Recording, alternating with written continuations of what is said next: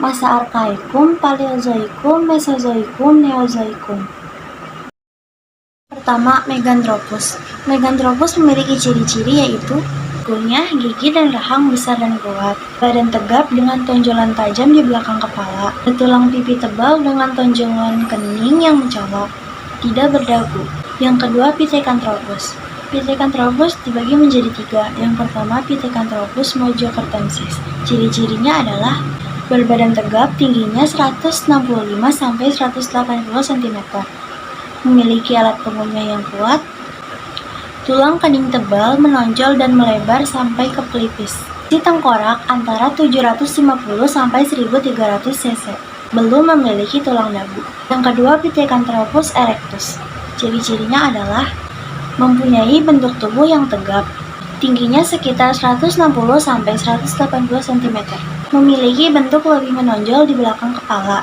Bentuk dagu lebih kecil dan rahang lebih menonjol ke depan. Volume otak sekitar 900 cc. Bentuk wajahnya hampir menyerupai monyet.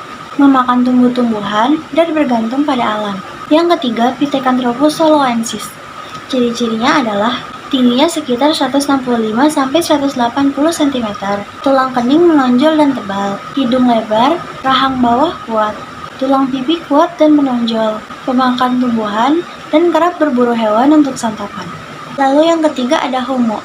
Homo dibagi menjadi 3. Yang pertama, Homo wajacnesis. Homo wajacnesis memiliki ciri-ciri. Yang pertama, muka datar dan lebar. Tingginya sekitar 120 sampai 210 cm. Badannya tegap, letak hidung dan mulut agak jauh. Diperkirakan sudah mampu membuat alat-alat dari batu dan tulang. Yang kedua, Homo soloensis memiliki ciri-ciri yaitu volume otak 1000 hingga 1300 cc. Tingginya sekitar 130 sampai 210 cm dengan tubuh tegap. Struktur tulang wajah tidak mirip dengan manusia kera. Yang ketiga, Homo floresiensis. Homo floresiensis memiliki ciri-ciri yaitu tingginya sekitar 1 meter, ukuran tengkorak seperti anak kecil, telah mampu membuat peralatan dari batu dan memasak dengan api. Masa Praaksara adalah masa sebelum manusia mengenal bentuk tulisan. Pandai dalam berlayar dan berlaut, bercocok tanam, berbahasa, bertahan hidup, mempertahankan keturunan, berburu, membuat peralatan kuno, mencari makanan, kepercayaan, dan membuat tempat tinggal. Pada jalur barat, nenek moyang berangkat dari Semenanjung Malaya, Sumatera, ada yang ke Jawa, ada yang ke Kalimantan, dan berakhir di Nusa Tenggara. Pada jalur timur, nenek moyang berangkat dari Teluk Tonkin di Yunan, menuju ke Taiwan, Filipina, Sulawesi, Kepulauan Maluku, Papua, sampai ke benua Australia. Tarian adat, bahasa daerah, suku daerah, lagu daerah, alat musik, dan rumah adat. Teori evolusi dari Charles Darwin menyatakan bahwa hewan dan tumbuhan berasal dari satu spesies yang sama. Mereka mengalami perubahan fisik seiring berjalannya waktu dan adanya seleksi alam. Berasal dari Cina bagian selatan, Neolitikum, rambut lurus, kulit kuning kecoklatan, dan matanya sipit. Mendiami daerah bagian timur. Zaman Batu Tua, Kapak Genggam. Zaman Batu Madia, Kapak Sumatera. Zaman Batu Muda, Kapak Persegi dan Kapak Lonjong. Zaman Batu Besar, Menhir, Dolmen, Sarkofagus, dan lain-lain. Rokel Mondiner adalah tumpukan sampah dapur berupa kulit kerang dan kulit siput yang menggunung dan tingginya bisa mencapai 7 meter. Pertama, tempat tinggal manusia telah menetap.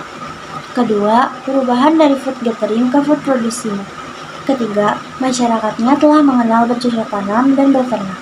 Keempat, masyarakatnya telah mengenal barter. Yang kelima, alat-alat batu sudah diasah, dihias, dan lain-lain.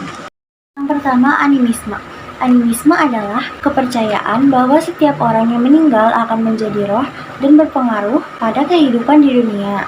Yang kedua, dinamisme.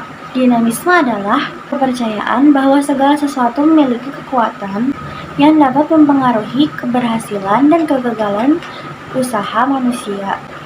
Yang ketiga, totemisme.